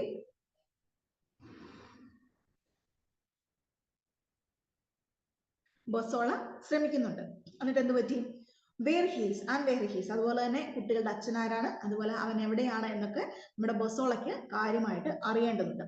ബൊസോള takes his information straight to her brothers. എന്നിട്ട് ബൊസോള എന്ത് ചെയ്തു, അവള് പറഞ്ഞ ആ ഒരു വിവരങ്ങളൊക്കെ കറക്റ്റ് ആയിട്ട് അവളുടെ ബ്രദേഴ്സിന്റെ അടുത്തുകൊണ്ട് എത്തിക്കുകയാണ് ചെയ്യുന്നത്. ഫെർഡിനാൻഡ് ആൻഡ് കാർഡിനൻ, അവരുടെ രണ്ടുപേരുടെയും അടുത്തുകൊണ്ട് ആ കഥകളൊക്കെ അവതരിപ്പിക്കുകയാണ് ചെയ്യുന്നത്. Okay, the Duchess and her children meet Antonio in Ancona. അങ്ങനെ ഡച്ചസും അവരുടെ മക്കളും എല്ലാവരും കൂടി അവരുടെ അച്ഛനായിട്ടുള്ള അന്റോണിയോനെ അവിടെ വെച്ച് മീറ്റ് ചെയ്യണം. The Cardinal finds them, takes their wedding rings and banishes them. അങ്ങനെ കാർഡിനൽ എന്ത് ചെയ്യുന്നു, അവരുടെ ആ ഒരു വെഡിങ് റിംഗ്സ് ഒക്കെ കണ്ടെടുത്തിട്ട് അവർ രണ്ടുപേരെയും അവിടുന്ന് ഓടിക്കുകയാണ് ചെയ്യുന്നത്. The Duchess forces Antonio to flee to Milan with her eldest son. എന്നിട്ട് ഡച്ചസ് എന്ത് ചെയ്യുന്നു, ഡച്ചസും അവരുടെ മകനും കൂടി അന്റോണിയോടൊപ്പം എവിടെയാണ്, മിലാൻ എന്ന് പറയുന്ന, to flee to Milan, Milan എന്ന് പറഞ്ഞ സ്ഥലത്തേക്ക് അവരവിടുന്ന് ഇവരുടെ നിന്ന് രക്ഷപ്പെട്ട് ഓടിപ്പോവുകയാണ് ചെയ്യുന്നത്. അവർ ഉപദ്രവിക്കുന്നതിന് മുമ്പ് അവിടുന്ന് ഓടിപ്പോവുകയാണ് ചെയ്യുന്നത്. Bosola imprisons the Duchess and her two younger children. പക്ഷെ ഓടിപ്പോയിട്ടും എന്ത് പറ്റിയിട്ടുണ്ട്, ഈ ബൊസോളയ്ക്ക് ഇവരെ പിടികിട്ടുകയാണ് ചെയ്യുന്നത്. അവരോടൊന്ന് ആക്ച്വലി അവര് മാൽഫിയിൽ നിന്നും രക്ഷപ്പെടാനായിട്ടാണ് നമ്മുടെ ഡച്ചസും അതുപോലെ അവരുടെ കുട്ടികളും അന്റോണിയും ഒക്കെ ശ്രമിക്കുന്നത്. അപ്പൊ അവര് വന്ന്, ബ്രദേഴ്സ് വന്ന് അവരുടെ വെഡിങ് റിംഗ്സ് ഒക്കെ എടുത്തുകൊണ്ട് പോയി അവരെ ഉപദ്രവിക്കാനൊക്കെ ശ്രമിക്കുന്നുണ്ട്. പക്ഷെ എന്നിട്ടും അവരവരോട് രക്ഷപ്പെട്ടു പോയിട്ട് പിന്നെ എന്ത് ചെയ്യുന്നുണ്ട്, ബൊസോളയുടെ കയ്യിൽ ഇവർ ചെന്ന് പെടുകയാണ് ചെയ്യുന്നത്. നമ്മുടെ സിനിമയിലൊക്കെ കാണുന്ന ഒരു ത്രില്ലർ പോലെ, അല്ലെ, കഥകളൊക്കെ പോലെ, ഒരിടത്ത് നിന്ന് രക്ഷപ്പെട്ടു അടുത്ത സ്ഥലത്ത് നിന്ന്, പക്ഷെ അവിടെ അവർ പെട്ടുപോകുന്നത് പോലെ. അപ്പൊ ഇവിടെ എന്തോ പറ്റി, ബ്രദേഴ്സിന്റെ അടുത്ത് നിന്ന് രക്ഷപ്പെട്ടു, പക്ഷെ ബൊസോള എന്ത് ചെയ്തു, നമ്മുടെ ഡച്ചസിനെയും അതുപോലെ തന്നെ ടു യങ്ങർ ചിൽഡ്രനെ, അവർ രണ്ടുപേരെയും കൂടി, 3 പേരെയും കൂടെ എവിടെയായിരുന്നു, ജയിലിൽ അടയ്ക്കുകയാണ് ചെയ്യുന്നത്. In prison, a furious Ferdinand tricks the Duchess into believing that Antonio and her eldest son are both dead. അങ്ങനെ ജയിലിൽ വെച്ചിട്ട് ഈ ബ്രദർ എന്ത് ചെയ്യുന്നു, അവരുടെ പെങ്ങളാണല്ലോ, അപ്പൊ ഇവരെ ഈ ഡച്ചസിനെ എന്തായാലും ഇവർക്ക് ഉപദ്രവിക്കുന്നൊക്കെ ഉണ്ട്, പക്ഷെ കൊല്ലണോ അങ്ങനെ ഒന്നും തോന്നുന്നില്ല, കാരണം അവരുടെ സിസ്റ്റർ ആയതുകൊണ്ട് ആ ഒരു സ്നേഹം അവരുടെ മനസ്സിലുണ്ട്. അപ്പൊ ഇവരെന്താ ചെയ്യുന്നത്, നമ്മുടെ ഫെർഡിനാൻഡ് വന്നിട്ട് കുറച്ച് കള്ളത്തരവും കുറച്ച് ട്രിക്സ് ഒക്കെ ഉപയോഗിച്ചിട്ട്, അല്ലെ, കുറച്ച് തന്ത്രങ്ങളൊക്കെ ഉപയോഗിച്ചിട്ട് ഈ ഡച്ചസിനെ ബിലീവ് ചെയ്യിപ്പിക്കുകയാണ്, ഡച്ചസിനെ വിശ്വസിപ്പിക്കുകയാണ്. എന്താണ് വിശ്വസിപ്പിക്കുന്നത്, the Duchess into believe that Antonio and her eldest son are both dead. Antonio, അതായത് നിന്റെ ഹസ്ബൻഡ് ആയിട്ടുള്ള അന്റോണിയോയും നിന്റെ മൂത്ത മകനും എന്താണ്, അവർ രണ്ടാളും മരിച്ചുപോയി എന്ന് നമ്മുടെ ഡച്ചസിനെ വിശ്വസിപ്പിക്കാനായിട്ട് ശ്രമിക്കുകയാണ്. അപ്പൊ ഡച്ചസ് എവിടെയാണുള്ളത്, ജയിലിലാണുള്ളത്, ബാക്കി 2 കുട്ടികളുടെയും കൂടെയാണ് ജയിലിൽ ഉള്ളത്. ബൊസോള പ്ലീഡ്സ്, ബൊസോള എന്ത് ചെയ്യുന്നുണ്ട്, Bosola pleads for her life, but the Duchess and her 2 children are strangled. Ferdinand is overwhelmed with remorse and blames Bossola for the murders. അങ്ങനെ ഈ ഡച്ചസ് എന്താണ്, ഇവരുടെ ഈ ഹസ്ബൻഡും മകനും ഒന്നും ഇല്ലാന്ന് പറഞ്ഞ ആ ഒരു വാർത്ത കേൾക്കുമ്പോൾ ഡച്ചസ് കംപ്ലീറ്റ് ആയിട്ടും അവര് തകർന്നു പോയിട്ടുണ്ടാവും, അല്ലെ. അപ്പൊ അവരെന്ത് ചെയ്യുന്നു, അവര് മരിക്കുകയാണ് ചെയ്യുന്നത്. അപ്പൊ എന്തുണ്ട്, നമ്മുടെ ഈ ഫെർഡിനാൻഡ് വന്നിട്ട് ഭയങ്കരമായിട്ട് വിഷമിക്കുന്നു. അതുപോലെ തന്നെ ബൊസോളേനെ നീ കാരണമാണ് അവർ മരിച്ചത് എന്നുള്ള രീതിയിൽ അയാളെ കുറ്റപ്പെടുത്തുകയും ചെയ്യുന്നു. Ferdinand joins the cardinal in his palace in Milan, but he now lost his mind and believes he is a wolf. അങ്ങനെ ഈ ഫെർഡിനാൻഡ് എന്ത് പറ്റി, ഭയങ്കരമായിട്ടുള്ള ഒരു ട്രാജിക് എൻഡ് ആണ് കേട്ടോ. അതായത് നമ്മുടെ റിവെഞ്ച് പ്ലേസ് എന്ന് പറയുന്നില്ലേ, അതായത് ഭയങ്കര ട്രാജിക് ആയിട്ടുള്ള ഒരു അവസാനമാണ് ഈ പ്ലേസിന്റെ പ്രത്യേകത എന്ന് പറയുന്നത്. അപ്പൊ ഇവിടെയും അങ്ങനെ ഒരു ട്രാജിക് ആയിട്ടുള്ള ഒരു എൻഡ് ആണ് നമ്മൾ കാണുന്നത് കേട്ടോ. അപ്പൊ ഇതിന്റെ ഒരു അവസാനത്തിലേക്ക് വന്നിട്ടുണ്ട്. Ferdinand joints the cardinal in his palace. Ferdinand എന്നിട്ട് എന്ത് ചെയ്തു, സഹോദരനായിട്ടുള്ള കാർഡിനലിനെ അവന്റെ കൊട്ടാരത്തിൽ ചെന്നിട്ട് കാണുകയാണ്. But now he lost his mind. അങ്ങനെ അവന് ആ ഒരു സഹോദരിയും, അല്ലെ, ആ സഹോദരിയൊക്കെ മരിച്ചു പോയതുകൊണ്ട്, ഡച്ചസ് മരിച്ചു പോയതുകൊണ്ട് ഭയങ്കരമായിട്ട് വിഷമത്തിൽ അവൻ കംപ്ലീറ്റ് ആയിട്ട് എന്താണ്, മെന്റലി ആകെ അപ്സെറ്റ് ആണ്. And he believes he is a wolf. അവനൊരു വോൾഫ് ആണ് എന്ന്, ചെന്നായാണെന്ന് അവൻ സ്വന്തമായിട്ട് ഇങ്ങനെ വിചാരിക്കുകയാണ്. അപ്പൊ മെന്റലി ഡെസ്പെയർ ആയിക്കൊണ്ട് അങ്ങനെ പലതരത്തിലുള്ള ചിന്തകളൊക്കെ മനസ്സിലേക്ക് വരുന്നതാണ്. The cardinal offers Bossola a reward for murdering Antonio. അങ്ങനെ കാർഡിനൽ എന്ത് ചെയ്യുന്നുണ്ട്, നമ്മുടെ ബൊസോള, നമ്മുടെ സ്പൈ വർക്കർ ആയിട്ടുള്ള ബൊസോളയ്ക്ക് ഒരു റിവാർഡ് കൊടുക്കുന്നുണ്ട്. എന്തിനു വേണ്ടിയിട്ടാണ്, അന്റോണിയനെ കൊന്നതിനുള്ള reward. Bosola accept to kill the two brothers instead. പക്ഷേ ബൊസോള എന്ത് ചെയ്യുന്നുണ്ട്? ബൊസോള ഈ രണ്ട് ബ്രദേഴ്സിനെയും കൂടെ കൊല്ലാനായിട്ടാണ് പ്ലാൻ ചെയ്യുന്നത്. He conceals himself in the cardinal's room but accidentally attacks and kills Antonio instead. പക്ഷേ ഈ ഒരു ബ്രദേഴ്സിനെ കൊല്ലുന്നതിന് പകരമായിട്ട് ബൊസോള എന്ത് ചെയ്യുന്നു? നമ്മുടെ അന്റോണിയോനെ പോയി കൊല്ലുകയാണ് ചെയ്യുന്നത്. അങ്ങനെയാണ് ആ ഒരു അബദ്ധത്തിൽ അന്റോണിയോ മരിക്കുന്നത്. ബൊസോള confronts the cardinal and in the ensuing fight Ferdinand invoked from his madness and joins in. Bossola stabs the cardinal while Ferdinand and Bossola strike each other. All three die. അങ്ങനെ ഇവരുടെ ഈ ഒരു തെറ്റിദ്ധാരണ കൊണ്ട് അവിടെ ഒരു Antonio മരിച്ചു അല്ലെ. അതിനുശേഷം എന്ത് പറ്റുന്നുണ്ട്? ബൊസോള ഈ സഹോദരന്മാരെയും എങ്ങനെയെങ്കിലും കൊല്ലണമെന്നാണ് ആഗ്രഹം അല്ലെ. അല്ലെങ്കിൽ എന്ത് പറ്റും? ഇവര് ഇങ്ങനെ ഓരോ മർഡേഴ്സിന്റെ കാര്യം പറഞ്ഞിട്ട് തന്നെ പിന്നെ ഓരോ കാര്യങ്ങൾ പറഞ്ഞ് വേട്ടയാടുന്ന ബൊസോളയ്ക്ക് അറിയാമായിരുന്നു. അപ്പൊ ബൊസോള എന്ത് ചെയ്തിട്ടുണ്ട്? ഇവര് തമ്മിൽ ഒന്ന് കൂട്ടിയിടിപ്പിക്കാൻ നോക്കി, അത് വിജയിപ്പിക്കും. അങ്ങനെ ഇവര് തമ്മിലുള്ള വഴക്കിന്റെ ഇടയ്ക്ക് ആർക്കും? ബൊസോളയ്ക്കും കുത്തുകിട്ടും, ബൊസോളയും മരിക്കും. Okay. The cardinal and white Ferdinand and Bossola strike each other. ഇവർ മൂന്ന് പേരും കൂടി ഏറ്റുമുട്ടുന്നു. അങ്ങനെ എന്ത് ചെയ്യുന്നു? All three die. ഇവർ മൂന്ന് പേരും മരിക്കുകയാണ് ചെയ്യുന്നത്. കാർഡിനലും ഫെർഡിനാൻഡും അതുപോലെ തന്നെ അവർ ഏർപ്പാടാക്കിയ ചാരപ്രവർത്തകൻ ബൊസോള, സ്പൈ വർക്കർ. അപ്പൊ ഇവര് മൂന്ന് പേരും കഥയിൽ അവസാനമായിട്ട് മരിച്ചു വീഴുന്നു. Antonio's friend Delio arrives to the tale to save anyone but promises to raise Antonio's eldest son in the image of his parents. അപ്പോൾ അവിടേക്ക് ആര് വരുന്നുണ്ട്? അന്റോണിയോയുടെ കൂട്ടുകാരനാണ് നമ്മുടെ ഈ പ്ലേയിൽ ഏറ്റവും അവസാനമായിട്ട് വരുന്നത്. ആര് വരുന്നു? ഡെലിയോ എന്നാണ് അദ്ദേഹത്തിന്റെ പേര്. അദ്ദേഹം വന്നിട്ട് എന്ത് ചെയ്യുന്നു? Arrives too late to save anyone, ആരെങ്കിലും രക്ഷിക്കാം എന്നുള്ള രീതിയിലാണ് വരുന്നത്. But promises to raise Antonio's eldest son. എന്നിട്ട് എന്ത് ചെയ്യുന്നുണ്ട്?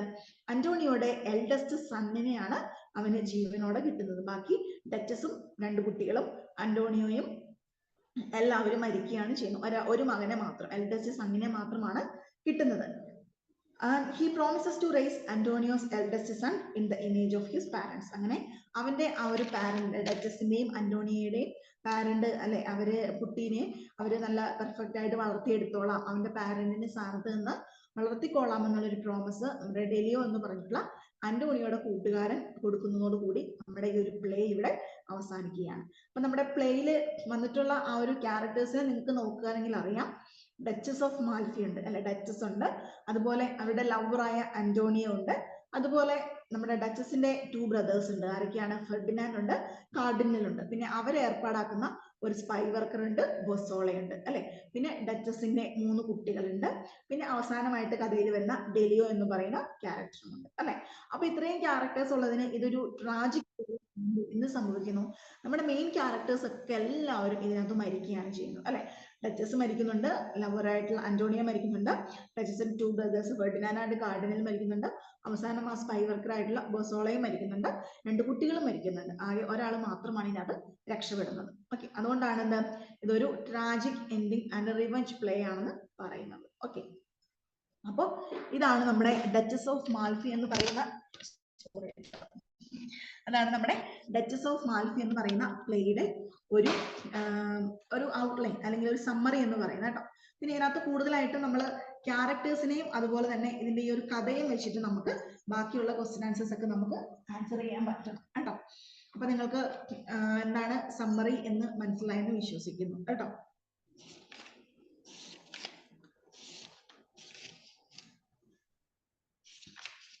ഈ കാര്യങ്ങളൊക്കെ മനസ്സിൽ വെച്ചുകൊണ്ട് വേണം നമ്മൾ ബാക്കിയുള്ള ഈ പ്ലേനെയൊക്കെ ഒന്ന് അനലൈസ് ചെയ്യാൻ കേട്ടോ. അപ്പൊ സ്റ്റോറി എന്താണെന്ന് മനസ്സിലായല്ലോ. ഇവിടെ ക്യാരക്ടേഴ്സിനെയൊക്കെ കൊടുത്തിട്ടുണ്ട് കേട്ടോ. ഫെർഡിനാൻഡിന്റെ ക്യാരക്ടറിനെ കൂടി കൊടുത്തിട്ടുണ്ട്, ബൊസോളനെ കൊടുത്തിട്ടുണ്ട്, കാർഡിനലിനെ കൊടുത്തിട്ടുണ്ട്, അന്റോണിയനെ കൊടുത്തിട്ടുണ്ട് അല്ലെ. അപ്പൊ ആദ്യമായിട്ട് നമ്മൾ നോക്കുകയാണെങ്കിൽ ആരാണ്? ഡച്ചസ് അല്ലെ. ക്യാരക്ടർ സ്കെച്ച് നമ്മുടെ ഈ ഒരു ചാപ്റ്ററിൽ വളരെ ഇമ്പോർട്ടന്റ് ആണ് അല്ലെ. അപ്പൊ നമുക്ക് ആദ്യമായിട്ട് ഡച്ചസിന്റെ ക്യാരക്ടർ എന്താണെന്ന് നോക്കാം. എന്താണ് ഡച്ചസിന്റെ character? The main character of the play that gets the most sympathy is the Duchess. ഈ പ്ലേയില് ഏറ്റവും അധികം സിമ്പതി കിട്ടുന്ന ഒരു ക്യാരക്ടർ ആരുടെയാണ്? നമ്മുടെ ഡച്ചസിന്റെയാണ്.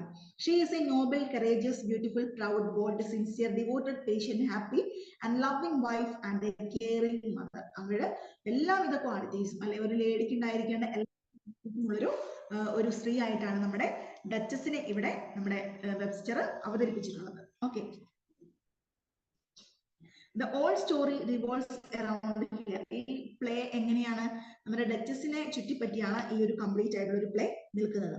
She has immense tolerance and patience, വളരെ ദയയും അല്ലെ ഭയങ്കര സഹാനുഭൂതിയും അങ്ങനെയുള്ള എല്ലാ നല്ല ഗുണങ്ങളും ഉള്ള ഒരു ലേഡി ആയിട്ടാണ് ഡച്ചസിനെ ഇവിടെ പറഞ്ഞിട്ടുള്ളത്.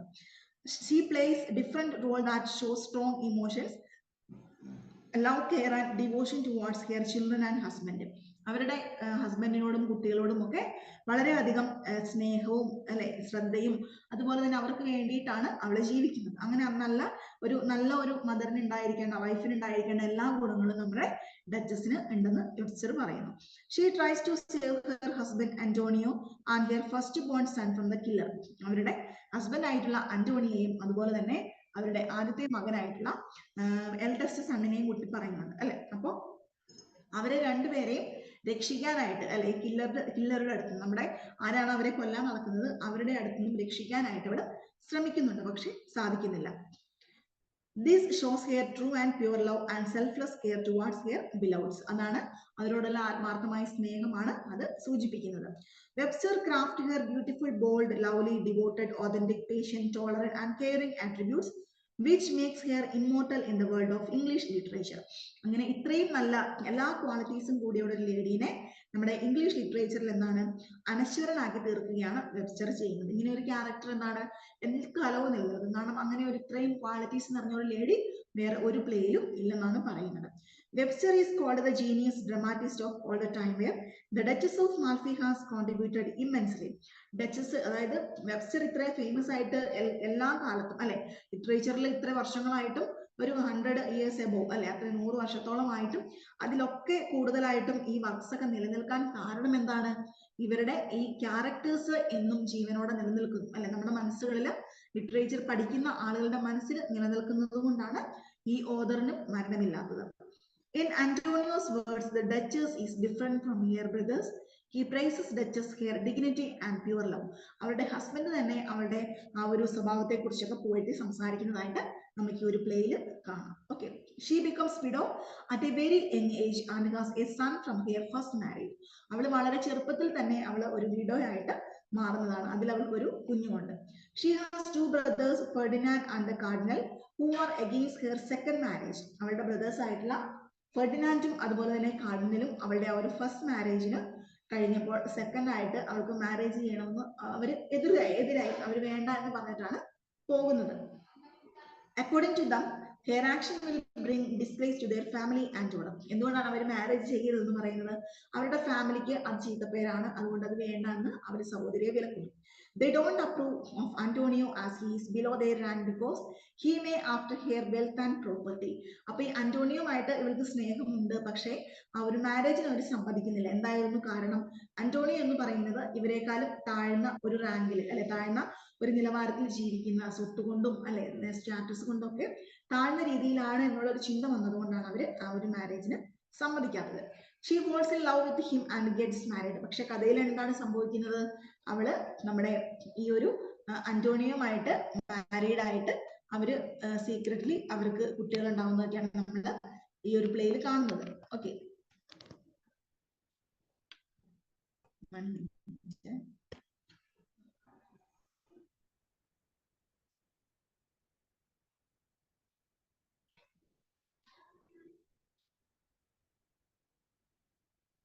ഓക്കെ. അപ്പൊ അത്രയുമാണ് നമ്മുടെ ആരെ കുറിച്ച് ഡച്ചസിനെ കുറിച്ച് നമുക്ക് ക്യാരക്ടർ സ്കെച്ച് ആയിട്ട് എഴുതാൻ പറ്റുന്നത് കേട്ടോ.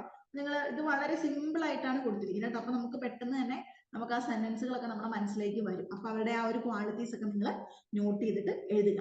ഇനി അടുത്തതായിട്ട് നോക്കിക്കേ, അന്റോണിയോ അല്ലെ. അന്റോണിയോ ആരാണ്? നമ്മുടെ ഡച്ചസിന്റെ ലവർ ആണ്, അല്ലെങ്കിൽ ഒരു സീക്രട്ട് ആയിട്ട് മാരേജ് ചെയ്യുന്ന ആളാണ്. ഇനി അദ്ദേഹത്തിന്റെ എന്തൊക്കെയാണ് ക്യാരക്ടർ സ്കെച്ച് ആയിട്ട് പറയുക? He is smart, young, intelligent, honest and morally correct. അദ്ദേഹം വളരെ ഇന്റലിജന്റ് ആണ്, യങ് ആണ്, അതുപോലെ തന്നെ സത്യസന്ധനാണ്, മോറലി ഭയങ്കര നല്ല സ്വഭാവങ്ങളൊക്കെ ഉള്ള വ്യക്തിയാണ്. He is the husband of the duchess of മാൽഫി who her steward before their marriage was. ഈ ഡച്ചസിന്റെ ഒരു സ്റ്റുവാർഡ്, അതായത് ഒരു സേനാധിപൻ അല്ലെ, ഒരു പട്ടാളക്കാരനായിരുന്നു നമ്മുടെ ഈ ഒരു അന്റോണിയോ എന്ന് പറയുന്നത് കേട്ടോ. He is one of the main characters in the play. ഈ പ്ലേയിൽ ഏറ്റവും ഇമ്പോർട്ടന്റ് ആയിട്ടുള്ള ഒരു ക്യാരക്ടേഴ്സിൽ ഒരാളാണ് നമ്മുടെ Antonio. He is help by Delio, admired by Bosola and loved by the Duchess. എങ്ങനെയാണ്?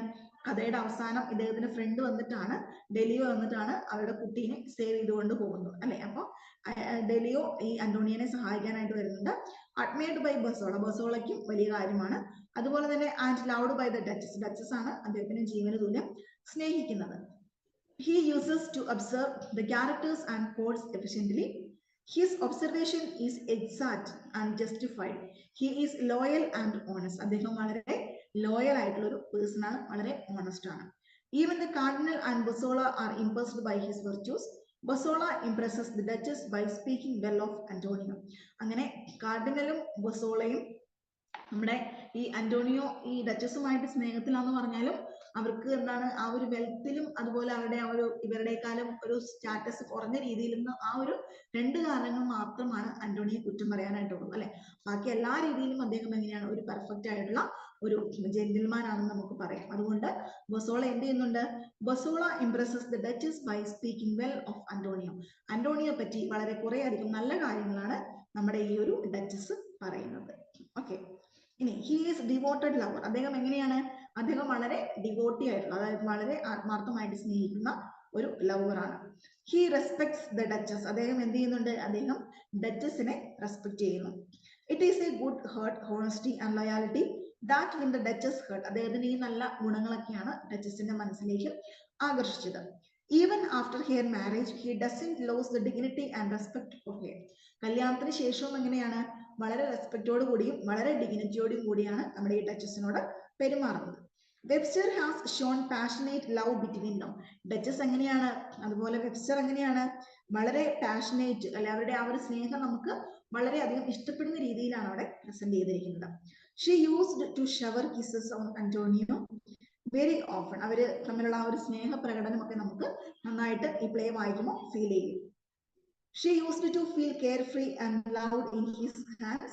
He never disappoints her. He performs her steward duties even after their marriage. അങ്ങനെ ഇയാളുടെ സ്റ്റുവാർഡ് എന്നൊരു ജോലി കല്യാണത്തിന് ശേഷവും നമ്മുടെ അന്റോണിയോ വളരെ ഭംഗിയായിട്ട് ചെയ്തിരുന്നു. But at night he becomes her husband and showers love on her. പക്ഷെ പകൽ സമയത്ത് എങ്ങനെയാണ്, ഒരു സ്റ്റുവാർഡ്, ഒരു പട്ടാളക്കാരൻ എങ്ങനെയായിരിക്കണം അതുപോലെ പ്രവർത്തിക്കും. പക്ഷെ രാത്രി ആയി കഴിഞ്ഞെങ്കിൽ ഹസ്ബൻഡും വൈഫുമായിട്ട് വളരെയധികം സ്നേഹത്തോടെയാണ് ഇവർ കഴിഞ്ഞിരുന്നത്. ഓക്കെ, അപ്പൊ അത്രയുമാണ് നമ്മുടെ അന്റോണിയെ പറ്റി ഇവിടെ കൊടുത്തിരിക്കുന്ന ക്യാരക്ടേഴ്സ് കേട്ടോ. വളരെ സിമ്പിൾ ആയിട്ടുള്ള കൊടുത്തിട്ടുണ്ട്, നന്നായിട്ട് വായിച്ചു നോക്കുക, നമുക്ക് മനസ്സിലാക്കാവുന്നതുള്ളൂ കേട്ടോ. ഇനി അടുത്തായിട്ടാണ് ഫെർഡിനാൻഡ് ഉണ്ട്, കാർഡിനൽ ഉണ്ട് അല്ലെ. അവർ രണ്ടും എന്താണ്, ബ്രദേഴ്സ് ആണ്, നമ്മുടെ ഡച്ചസിന്റെ ബ്രദേഴ്സ് ആണ്. അവരുടെ ക്യാരക്ടറിസ്റ്റിക്സ് എങ്ങനെയാണ്, he is one of the 2 brothers of the Duchess. Ferdinand 2 ബ്രദേഴ്സിൽ ഒരാളാണ്. He is cruel, rude, immoral and jealous. വളരെ ദുഷ്ടനായിട്ടുള്ള ഒരു കഥാപാത്രമാണ് ഈ ഫെർഡിനാൻഡിന്റേത്. He works on the advice of brother. He lacks judgement. അദ്ദേഹത്തിന് സ്വന്തമായിട്ട് അഭിപ്രായമൊന്നുമില്ല, അദ്ദേഹത്തിന്റെ ബ്രദർ അതായത് കാർഡിനലിന്റെ അഭിപ്രായത്തോട് യോജിച്ചുകൊണ്ടാണ് എല്ലാ കാര്യങ്ങളും ചെയ്യുന്നത്. He is A devil who needs A web of torture around his victims. അദ്ദേഹം ഒരു ഡെവിൾ, അതായത് ഭയങ്കര ക്രൂവൽ ആയിട്ടുള്ള ഒരു പേഴ്സൺ ആണ്. തന്റെ ചുറ്റിനുമുള്ള വിക്ടിംസിനെ, ഇരകളെയൊക്കെ എങ്ങനെ എപ്പോഴും വീഴ്ത്താം എന്നുള്ളൊരു ചിന്തയിലാണ് അദ്ദേഹം നടക്കുന്നത്. And traps them in a rat trap from where it is impossible to come out. അതായത് ഈ അവരുടെ എന്താണ്, അദ്ദേഹം വീഴ്ത്തുന്ന ഇരകൾക്ക് പെട്ടെന്ന് പുറത്ത് കടക്കാൻ പറ്റാത്ത രീതിയിലുള്ള ചതിക്കുഴികളാണ് നമ്മുടെ ഈ ഫെർഡിനാൻഡ് എപ്പോഴും ഒരുക്കാറ്.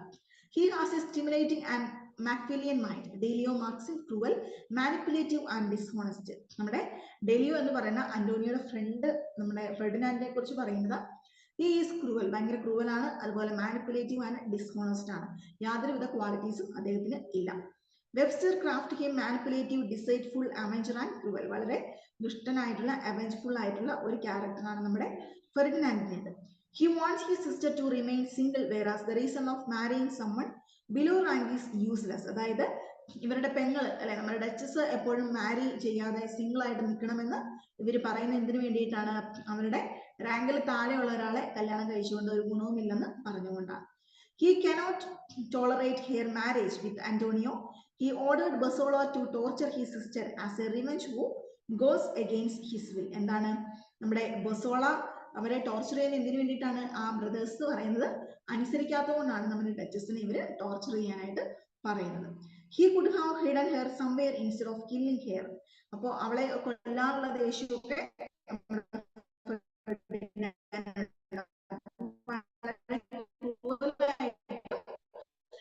ഡച്ചസിനോട് പെരുമാറുന്നതും ആരാണ്, കാർഡിനൽ, വൺ ഓഫ് ദ ബ്രസിന്റെ മുതിർന്ന മൂത്ത ആങ്ങളെയാണ് നമ്മുടെ ഈ കാർഡിനൽ എന്ന് പറയുന്നത്. The real villain of the play, ഈ പ്ലേയിലെ യഥാർത്ഥ വില്ലൻ കാർഡിനലാണ്. He is cruel, harsh, devil, merciless and manipulative to the greatest extent. അപ്പോൾ ഫെർഡിനാൻഡ് എത്രത്തോളം ദുഷ്ടനാണോ അതിനേക്കാളും ഇരട്ടി അങ്ങേയറ്റത്തെ ദുഷ്ടനും അല്ലെ, അതുപോലെ തന്നെ വളരെ ഹാർഷായിട്ട് ഭയങ്കര ഡെവിലിഷ് ആയിട്ടുള്ള അല്ലെ, ഭയങ്കര പൈശാചികമായിട്ടുള്ള സ്വഭാവത്തിനൊക്കെ ഉടമ ആരാണ്? നമ്മുടെ ഈ ഒരു കാർഡിനൽ എന്ന് പറയുന്ന ബ്രദറാണ്. Frederick Allen says that he is a true Machiavellian. He is cold-hearted, sinful, ambitious, calculating and devil. അദ്ദേഹം വളരെ എന്താണ് ഒരു ഡെവിലിഷ് മൈൻഡോട് കൂടിയാണ്, ഭയങ്കര അംബീഷ്യസ് ആയിട്ടുള്ള ആളാണ്. അതുപോലെ തന്നെ ഹീസ് കോൾഡ് ഹേർട്ടഡ്, ഭയങ്കര കല്ല് പോലെ ഒരു ഹൃദയമൂലത്തിന് ഉടമയാണ് നമ്മുടെ കാർഡിനൽ എന്ന് പറയുന്നത്. He is lustful and go to any extent to achieve his goal of torture and revenge. അപ്പോൾ ഈ ശത്രുവിനോട് റിവെഞ്ച് എടുക്കാനായിട്ട്, അല്ലെങ്കിൽ അദ്ദേഹത്തിന്റെ ആരാണോ അദ്ദേഹത്തിന്റെ ഇര അവരോട് ഏതറ്റം വരെ പോയും അവരോട് റിവെഞ്ച്, അവരെ ടോർച്ചർ ചെയ്യാനായിട്ട് അദ്ദേഹത്തിന് യാതൊരു മടിയുമില്ല. He gets rid of his loyal people once they got know of him. അപ്പോൾ ഇദ്ദേഹത്തെ കുറിച്ച് ആത്മാർത്ഥമായിട്ട് അറിയുന്ന ആരും അദ്ദേഹത്തിനോട് പിന്നെ കൂട്ടുകൂടാനായിട്ട് ഇടയില്ല. He kills Julia because she can reveal the secret that Cardinal is behind the killing of the Duchess. He uses the sacred Bible to kill Julia by letting her kiss on the poisoned surface of the Bible. അങ്ങനെ അദ്ദേഹം എന്ത് ചെയ്യുന്നുണ്ട്? ജൂലിയെ ഇവിടെ പ്ലേയിൽ കൊല്ലുന്നുണ്ട്. അപ്പൊ എന്താണ്, അവര് ഡച്ചസിനെ കൊല്ലാനായിട്ട് ഇദ്ദേഹമാണ് ഇതിന്റെ പിറകിൽ നിന്ന് അവരറിയാതിരിക്കുന്നതിന് വേണ്ടിയിട്ട് അവര് ബൈബിള് വായിച്ച് കഴിയുമ്പോൾ എന്ത് ചെയ്യും? ആ പുറത്ത് കിസ് ചെയ്യും, അല്ലെ, ഹോളി ബൈബിൾ ആണല്ലോ. അപ്പൊ അതിന്റെ പുറത്ത് കിസ് ചെയ്യുന്നതുകൊണ്ട് ആ ഒരു സ്ഥലത്ത് പോയിസൺ പുരട്ടി വെച്ചിട്ട് ആ ഒരു പോയിസൺ ശ്വസിക്കുന്ന വഴിയാണ് നമ്മുടെ ഈ ഒരു ജൂലി എന്ന് പറയുന്ന പെൺകുട്ടി മരിക്കുന്നത്. The Cardinal knows only the revenge but no repentance. കാർഡിനലിന് ഈ റിവെഞ്ച് ഒക്കെ അറിയാം, പക്ഷെ അദ്ദേഹത്തിന് മനസ്സിൽ യാതൊരുവിധ പശ്ചാത്തലമോ ഒന്നും അദ്ദേഹത്തിന്റെ മനസ്സിൽ തോന്നുന്നില്ല. He has no sympathy for any people killed in the play. ഇദ്ദേഹം കൊല്ലുന്ന ആരോടും ഇദ്ദേഹത്തിന് യാതൊരു വിധത്തിലുള്ള സിമ്പതിയും തോന്നിയിട്ടില്ല. മരിക്കുന്നതിന് മുന്നേ തോന്നില്ല, കൊല്ലുന്നു കഴിഞ്ഞിട്ടും അദ്ദേഹത്തിന് ഒന്നും തോന്നുന്നില്ല. All over his life he was indulged in murders and revenge. അദ്ദേഹത്തിന്റെ ജീവിതം മുഴുവൻ എങ്ങനെയായിരുന്നു? ഇതുപോലെ മർഡർ ആൻഡ് റിവെഞ്ചിന് വേണ്ടിയിട്ടാണ് അദ്ദേഹം ചെലവാക്കിയിട്ടുള്ളത്. But when death approaches him he turns into a coward. പക്ഷെ ഇത്രയും ക്രൂരതയൊക്കെ കാണിച്ച ആൾക്ക് മരണം അടുത്തെത്തിയപ്പോൾ അദ്ദേഹത്തിന് എന്തായിരുന്നു? വളരെയധികം പേടിയായിട്ട് അദ്ദേഹം ഒരു ഭീരുവിനെ പോലെയാണ് പെരുമാറുന്നത്. ഓക്കെ, ഇനി അടുത്തതായിട്ട് ബസോള. ഓക്കെ, ബസോള ആരാണ്? He is the most difficult character to deal with in the play. ഇവിടെ ബസോളയാണ് നമുക്ക് സ്പൈ വർക്കർ ആയിട്ട് വരുന്നത്, അല്ലെ? നമ്മുടെ ഡച്ചസിന്റെ വിവരങ്ങളൊക്കെ പറഞ്ഞു കൊടുക്കാൻ വേണ്ടി നമ്മുടെ ബ്രദേഴ്സ് ഏൽപ്പിക്കുന്നതാണ് ഈ ബസോളെ, അല്ലെ? He is the most difficult character to deal with in the play. ഇതിനകത്ത് ഏറ്റവും കോംപ്ലിക്കേറ്റഡ് ആയിട്ട് നമുക്ക് തോന്നുന്ന ഒരു ക്യാരക്ടർ ഈ ബസോളയുടേതാണ്, അല്ലെ? He is a scholar, philosopher and a wise man. അദ്ദേഹം ചില സമയത്ത് നല്ല രീതിയിൽ പെരുമാറും, ചില സമയത്ത് മോശമായിട്ടും പെരുമാറുന്നുണ്ട്. But he is manipulative, clever and witty and has a criminal mind. അതായത് ഒരു ക്രിമിനൽ മൈൻഡ് കൂടിയാണ് ഉള്ളത്. He is appointed as a spy to keep watch on the Duchess. അദ്ദേഹം ഡച്ചസിനെ വാച്ച് ചെയ്യാൻ വേണ്ടിയിട്ട് ഫെർഡിനാൻഡും കാർഡിനലും കൂടി ഏർപ്പാടാക്കുന്നതാണ് നമ്മുടെ ഈ ബസോള എന്ന് പറയുന്ന ക്യാരക്ടറിനെ. He is appointed as a spy to keep watch on the Duchess. He uses words cleverly. He runs after those things which he wants desperately. എന്നിട്ട് എന്ത് ചെയ്യുന്നുണ്ട്? അദ്ദേഹം വളരെ ക്ലെവർ ആയിട്ട് രണ്ടാൾക്കാരുടെയും കൂട്ടത്തിൽ നിന്ന് അദ്ദേഹം പ്രവർത്തിക്കുന്നുണ്ട്. He has strong sexual desire. He is jealous, proud and bloody. അദ്ദേഹം ഭയങ്കര സെക്ഷുവലി ഡിസയർ ഉള്ള ഒരാളാണ്. അദ്ദേഹം ഭയങ്കര ജലസ് ആണ്, proud and bloody. Antonio blames Bosola over his cleverness that it is due to Bosola he met with failure and dissatisfaction. He can go up to any extent to achieve his ambitions. അദ്ദേഹത്തിന്റെ ആഗ്രഹങ്ങളൊക്കെ സാധിക്കാൻ വേണ്ടി ഏതറ്റം വരെയും പോകാനായിട്ട് നമ്മുടെ ആർക്കും മടിയില്ല, നമ്മുടെ ഈ ഒരു മടിയില്ല. He becomes manipulative and dishonest just to gain power. അദ്ദേഹത്തിന്റെ കാര്യം നേടുന്നതിന് ഡിസ്ഹോണസ്റ്റ് ആയിട്ട്, അല്ലെങ്കിൽ സത്യസന്ധത അല്ലാതെ പ്രവർത്തിക്കാനൊന്നും അദ്ദേഹത്തിന് യാതൊരുവിധ മടിയില്ല. കുറെ ട്രിക്സ് ഒക്കെ പ്രയോഗിക്കുന്നു, അതിനൊന്നും അദ്ദേഹത്തിന് യാതൊരു മടിയില്ല. എന്തിനു വേണ്ടിയിട്ടാണ്? അദ്ദേഹത്തിന്റെ ആ ഒരു ലക്ഷ്യം നേടിയെടുക്കുന്നത് വരെ. He gains her trust where she tells her all the secret. He misleads her and get her arrested. അങ്ങനെയാണ് ഡച്ചസിനെ അവര് അറസ്റ്റ് ചെയ്യുന്നത്, അല്ലെ, ജയിലിലാക്കുന്നത്. ഈ ബസോള കുറെ ട്രിക്സ് ഒക്കെ, കുറെ കുതന്ത്രങ്ങളൊക്കെ പറഞ്ഞുകൊണ്ടാണ് അവളെ വിശ്വസിപ്പിക്കുന്നത്, അവളെ ബസോളയെ പിടിച്ച് ജയിലിലാക്കുന്നത്. He comments that her brothers are the most shrewd and cruel one in the world. അതുപോലെ തന്നെ ബസോള പറയുന്നുണ്ട്, നിന്റെ ബ്രദേഴ്സ് തന്നെയാണ് ഈ ലോകത്തില് ഏറ്റവും വലിയ ക്രൂരന്മാരെന്ന് അവളോട് പറയുന്നുണ്ട്. He is a greedy man too. അദ്ദേഹം എങ്ങനെയാണ്? ഭയങ്കര അത്യാഗ്രഹമുള്ളൊരു മനുഷ്യൻ കൂടിയാണ് നമ്മുടെ ഈ ബസോള എന്ന് പറയുന്നത്. He feels happiness on being offered gold by the brothers and is ready to kill anybody for the metal. അവര് ആരെങ്കിലും കൊന്നിട്ടുണ്ടെങ്കിൽ ഗോൾഡ് തരാന്ന് പറഞ്ഞിട്ടുണ്ടെങ്കിൽ ബൊസോള എന്ത് പറയും? ആരെ വേണേലും കൊല്ലാം, ആ ഒരു വെൽത്ത് അല്ലെ ആ ഒരു സമ്പത്ത് മാത്രം മതി എന്നുള്ളൊരു കാഴ്ചപ്പാടിലാണ്. അതിൽ സിമ്പതിയോ അല്ലെങ്കിൽ ബ്ലഡ് റിലേഷനോ ആരാണെന്നോ ഒന്നും നോട്ടമില്ല. But unfortunately he gets nothing but curse. പക്ഷെ കഥയുടെ അവസാനം അദ്ദേഹത്തിന് പ്രത്യേകിച്ച് ശാപമല്ലാതെ അദ്ദേഹത്തിനൊന്നും കിട്ടുന്നില്ല. But in the end he takes revenge on Cardinal too for his treatment with him.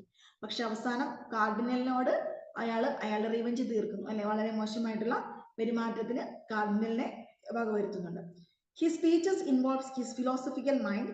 His conversations and statements shows the power of words as they are chosen wisely.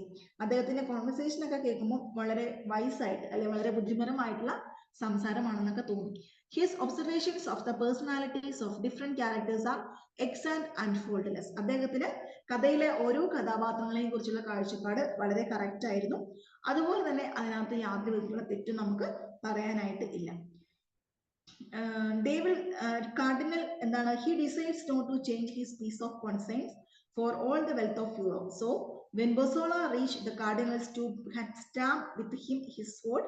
He offered him large sums of money, but he clarified that his prayers and proffers are both unreasonable, and he stabbed him without wasting any time.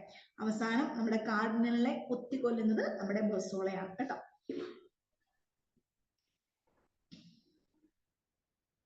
He feels unpleasant about their next hilarious order for him. He talks good of Duchess to the brothers. He tells them about her courage. He talks to the Duchess while torturing her with sadness. അപ്പോൾ ഡച്ചസിനോട് അദ്ദേഹത്തിനെ അവളുടെ ഒരു കഴിവിനെ കുറിച്ചും ഭയങ്കര ധൈര്യവതിയാണ്, എന്റെ brothers ഇങ്ങനെയാണെന്നൊക്കെ കുറെ കാര്യങ്ങളൊക്കെ നമ്മുടെ ഈ ബൊസോള പറഞ്ഞിട്ടാണ് അവർ അറിയുന്നത്. The brothers take advantage of his situations and mood against their sister. He breaks her trust, reveals her secret plans, tortures her and kills her and her family. അങ്ങനെ ബൊസോളയുടെ സഹായത്തോടു കൂടിയാണ് ഈ ബ്രദേഴ്സ് എന്ത് ചെയ്യുന്നത്? അവരുടെ ആ ഒരു ഫാമിലിനെ, നമ്മുടെ ഡച്ചസിനെയും അവരുടെ കുട്ടികളെയും അന്റോണിയെയും എല്ലാവരെയും വകവരുത്താനായിട്ട് ശ്രമിക്കുന്നത്. ഓക്കെ, അങ്ങനെ ഇതിനകത്ത് നമ്മുടെ ഈ ഒരു ബൊസോളയുടെ ക്യാരക്ടർ സ്കെച്ചും നമ്മൾ പറഞ്ഞു കഴിഞ്ഞു. ഓക്കെ, അപ്പോൾ ഇത്രയും കാര്യങ്ങൾ നിങ്ങൾ ഈ ഒരു ഡച്ചസ് ഓഫ് മാൽഫി എന്ന് പറയുന്ന ആ ഒരു പ്ലേക്ക് വേണ്ടിയിട്ട് നിങ്ങൾ പഠിക്കുക കേട്ടോ. ഇനി അടുത്തതായിട്ട് നമുക്ക് വേറെയാണ്. അപ്പൊ നമ്മൾ എന്തായിരുന്നു നമ്മുടെ ഡച്ചസ് ഓഫ് മാൽഫിയുടെ സമ്മറി നിങ്ങൾ വായിച്ചു നോക്കുക. പിന്നെ അതിനുശേഷം അതിന്റെ ക്യാരക്ടർ സ്കെച്ച് നോക്കുക. ജോൺ വെബ്സ്റ്ററിനെ കുറിച്ചുള്ള ഇൻട്രൊഡക്ഷൻ പറഞ്ഞിട്ടുണ്ടായിരുന്നു, അതും നോക്കുക കേട്ടോ. അത്രയും കാര്യങ്ങൾ വെച്ചിട്ട് നമുക്ക് ഡച്ചസ് ഓഫ് മാൽഫിയിൽ നിന്ന് എന്ത് ചോദ്യം വന്നാലും നമുക്ക് അറ്റൻഡ് ചെയ്യാനായിട്ട് പറ്റണം കേട്ടോ. അപ്പൊ നിങ്ങൾ ഒരു കാര്യം ശ്രദ്ധിക്കേണ്ടത്, ഈ ടെക്സ്റ്റിൽ കൊടുത്തിട്ടുള്ള ക്വസ്റ്റ്യൻസ് നിങ്ങൾ പരിചയപ്പെട്ടു പോവുക കേട്ടോ. കാരണം നമ്മൾ പഠിക്കുന്ന സമ്മറി ഒന്നും ഡയറക്റ്റ് ആയിട്ടല്ല ചോദിക്കുക അല്ലെ, അവിടെ ഒരുപാട് ക്വസ്റ്റ്യൻസ് കൊടുത്തിട്ടുണ്ട്. അപ്പോൾ ഓരോ ടോപ്പിക്കുമായിട്ട് റിലേറ്റ് ചെയ്തിട്ടുള്ള ക്വസ്റ്റ്യൻസ് പരിചയപ്പെടുക എന്നുള്ളതാണ് നിങ്ങൾ എക്സാമിന് പോകുമ്പോൾ മുമ്പായിട്ട് ചെയ്യേണ്ടത്. പിന്നീട് എന്താണ് കഥ എന്ന് അറിയുക, ക്യാരക്ടേഴ്സിനെ അറിയുക, ഓഥറിനെ കുറിച്ച് അറിയുക, അദ്ദേഹത്തിന്റെ മെയിൻ ആയിട്ടുള്ള വർക്കുകളെ കുറിച്ച് അറിയുക, അദ്ദേഹത്തിന്റെ പ്ലേസിന്റെ ഇമ്പോർട്ടൻസ്, എങ്ങനെയുള്ള place, what type of play എന്ന് അറിഞ്ഞിരിക്കുക കേട്ടോ. അപ്പോൾ എത്രയുമാണ് നമ്മുടെ ഡച്ചസ് ഓഫ് മാൽഫി എന്ന് പറയുന്ന പ്ലേനെ കുറിച്ച് പറയാനുള്ളത്. ഓക്കെ, അപ്പൊ നമുക്ക് അടുത്തതായിട്ട് നമുക്ക് മാക്ഫ്ലക്കിനും എടുക്കാനുണ്ട്, അത് നമുക്ക് അടുത്തൊരു ക്ലാസ്സിൽ നമുക്ക് എടുക്കാം. പിന്നെ നമുക്ക് ലിസിഡസ് ഉണ്ട് കേട്ടോ, പിന്നെ അലക്സാണ്ടർ പോപ്പിനെ കുറിച്ച്. അപ്പൊ ആ ഒരു 2 വർക്കും കൂടെ കഴിഞ്ഞിട്ടുണ്ടെങ്കിൽ നമുക്ക് നമ്മുടെ ഈ ഒരു ടെക്സ്റ്റും തീരും കേട്ടോ. ഇനി ലിസിഡസ് ഉണ്ട്, പിന്നെ മാക്ഫ്ലക്കിനും ഉണ്ട്, പിന്നെ പോപ്പിനെ കുറിച്ചുള്ളൊരു സമ്മറിയും കൂടെയാണ് കേട്ടോ. അപ്പോൾ അതും കൂടെ നമുക്ക് അടുത്ത ക്ലാസ്സുകളിൽ തീർക്കാം. Okay, thank you.